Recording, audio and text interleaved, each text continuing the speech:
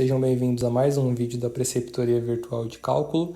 E no vídeo de hoje vamos trabalhar com o gráfico da função cosseno.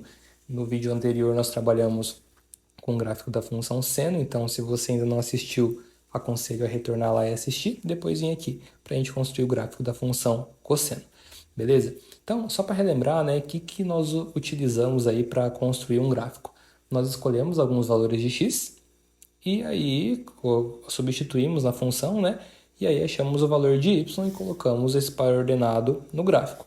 Mas, nesse caso aí de função trigonométrica, né, nós estamos pegando alguns pontos estratégicos, alguns pontos que nós já sabemos ali o valor. Então, quais pontos nós estávamos pegando na função seno, né? Que vão ser os mesmos que nós vamos usar na função cosseno. É o ponto 0, o ponto π sobre 2, o ponto π, 3π sobre 2 e 2π. Porque esses valores na função seno e cosseno que nós já estamos trabalhando, eles são já definidos, então fica um pouco mais fácil para a gente construir o gráfico. Quando eu analiso um círculo trigonométrico, né, o meu ponto 0, ou seja, quando eu não tenho nenhum ângulo de abertura, o meu cosseno ele vale 1, né, diferentemente do seno, que aqui ele valia 0. Então, quando eu faço a abertura desse ângulo aqui, né, até o π sobre 2, ou então 90 graus, o meu cosseno vale 0. Bem diferente do seno também, porque o seno de 90 era 1. E quando eu faço a abertura desse ângulo aqui em 180 graus, né, o equivalente a π, o meu cosseno ele vale menos 1, né? Já que o 1 está desse lado, se eu tenho aqui à esquerda, eu tenho menos 1. Abrindo um pouco mais ainda esse ângulo, chegando aqui no 3π sobre 2, ou então equivalente a 270 graus, eu também tenho o cosseno igual a 0. E terminando aqui o meu círculo trigonométrico, né, fazendo a volta completa aqui, chegando no 2π, o equivalente a 360 graus, o meu cosseno ele também vale 1. Então, isso aqui a gente vai usar como base então, para construir o nosso gráfico. Então, vamos pegar esses valores para x, substituir ele na função e encontrar alguns valores para y. E aí nós vamos trabalhar primeiro com a função aqui da letra A, que é f de x igual ao cosseno de x, né, que já é uma função um pouco mais simples aí para a gente aplicar esses conceitos. Então vamos pegar esses valores aí de x, né, que nós escolhemos ali, que é o 0, o π sobre 2, nós temos também o π, 3π sobre 2 e por último ali o 2π. Então vamos ver ali quantos vale o y quando eu substituo esses valores de x aqui na função. Como eu já estava dizendo ali, né, com o auxílio do círculo trigonométrico, quando o meu x é igual a 0, e eu substituo o 0 aqui na minha função, né, fica cosseno de 0, cosseno de 0 é 1. Né? Quando eu pego ali o π sobre 2 e substituo na função, o cosseno de π sobre 2 ele é 0. Fazendo o mesmo processo, substituindo π na minha função, resulta em um valor igual a menos 1. Quando eu substituo por 3π sobre 2, resulta em um valor igual a 0. E por último, quando eu substituo por 2π, resulta o valor igual a 1.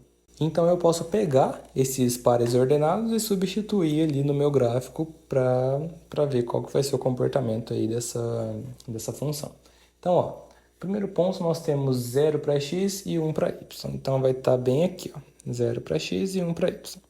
Próximo ponto, π sobre 2 para x e 0 para y.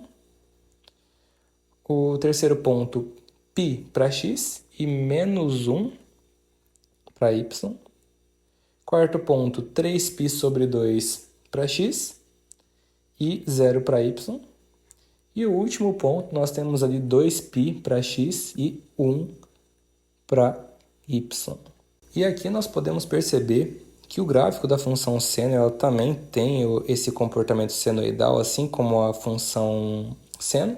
Então, ela não começa daqui, tá? Ela já vem daqui de trás e continua aqui para frente, tá? Até mais infinito e aqui para trás até menos infinito.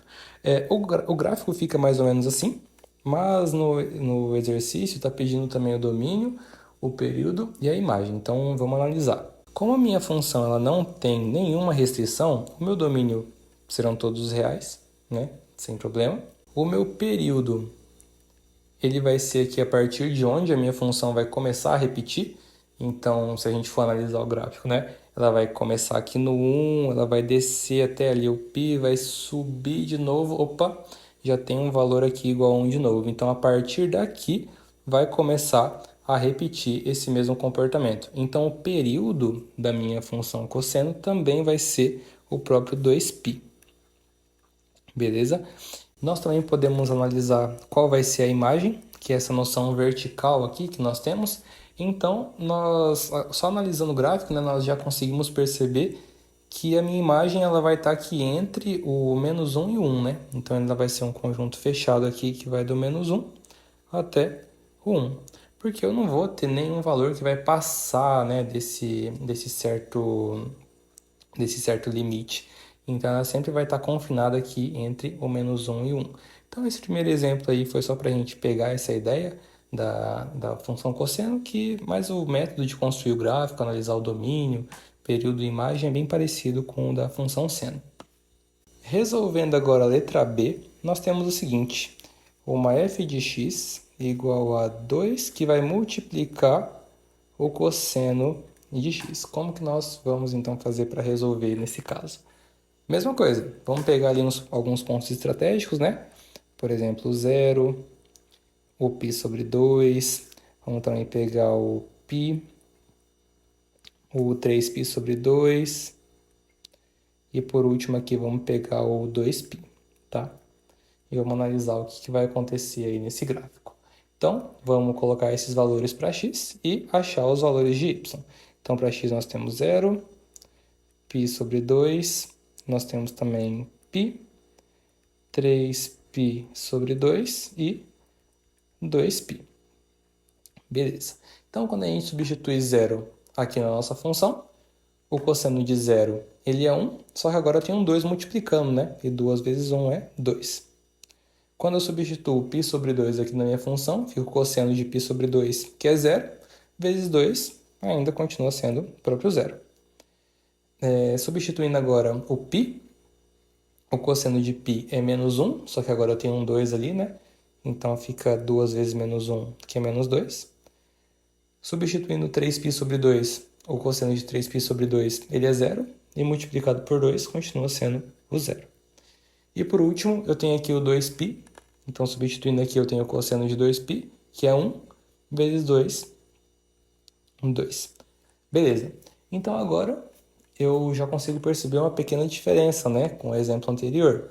No exemplo anterior, o meu ponto máximo ali, né, de y era 1, e o meu ponto mínimo de y era -1. Agora o meu ponto máximo de y é 2, e meu ponto mínimo é -2. Então vamos colocar esses valores aqui no gráfico, né?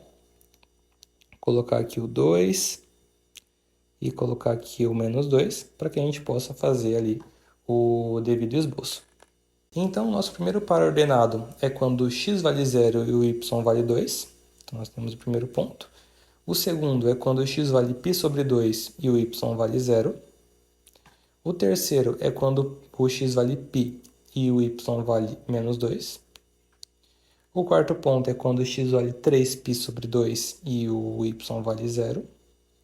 E o último ponto é quando x vale 2π e o y vale 2. Beleza. O comportamento aqui do meu gráfico, ele também é um comportamento senoidal aqui, né? Porém, nós temos que a amplitude da nossa função senoidal, ela vai ser maior, né? E isso é bem característico quando eu estou multiplicando aqui uma constante pelo cosseno, ou então pelo seno, né? Porque nós vimos que aconteceu a mesma coisa no vídeo anterior. Então, nós já esboçamos aqui, mais ou menos, como é que vai ficar o gráfico. E agora nós precisamos saber qual que é o domínio, o período e a imagem. O meu domínio, ele continua sendo os reais, já que eu não tenho nenhuma restrição por enquanto. O meu período, ele continua sendo 2π, né? Porque por mais que a minha função tenha uma amplitude maior, ela ainda vai começar a se repetir novamente a partir do 2π. Então, meu período continua sendo 2π. E por último, a minha imagem, aí sim que ela vai ser um pouquinho diferente, né? Porque antes a minha função senoidal ela estava confinada entre o -1 e o 1, agora ela está confinada entre o -2 e o 2. Então ela vai ser um conjunto aqui fechado, que vai do -2 até o 2. Agora por último, nós temos aqui a letra C, que a f de x é o cosseno de 2x. Quem já assistiu o vídeo anterior já tem um spoiler, né, do que nós vamos precisar fazer nesse caso. Então, olha só, quando eu tenho algum número multiplicando aqui o x, eu tenho que tomar um pouco de cuidado, em especial ali com o período. Por quê? Porque o meu período ele vai ser 2π dividido pelo módulo de k. Quem que é esse k? O k é justamente esse número aqui que multiplica o x, né? Então, nesse caso, a gente já pode dizer que o período vai ser 2π dividido por módulo de k. O meu k aqui é 2, o módulo de 2 continua sendo o próprio 2, né? Eu posso simplificar o 2 com 2 aqui e sobra apenas o π. Olha só que interessante. Então, nos casos anteriores, nós tínhamos lá que o período ele era igual a 2π. Então, ela ia ser uma função senoidal que ia começar a se repetir novamente a partir do 2π.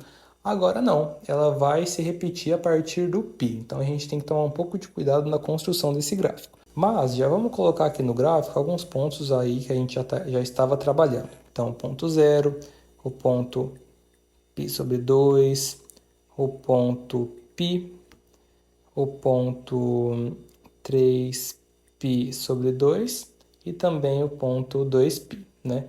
Vamos analisar o que está acontecendo aí. Nesse caso, como a minha função ela vai começar a se repetir a partir do π, a gente vai ter uma função senoidal um pouco mais curta. Então, como que a gente pode analisar isso?